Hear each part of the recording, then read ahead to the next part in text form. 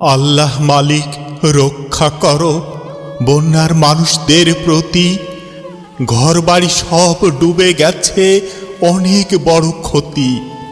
মাঠের ফসল তলিয়ে গেছে, গেছে দোকানপাট। হাটঘাট তলিয়ে গেছে, গেছে ফেরিঘাট। বাসাবাড়ি ধ্বংসলীলা, শোয়ার জায়গা নাই। কোলের শিশু ভেসে যাচ্ছে, নাই তো কোথাও ঠাঁই।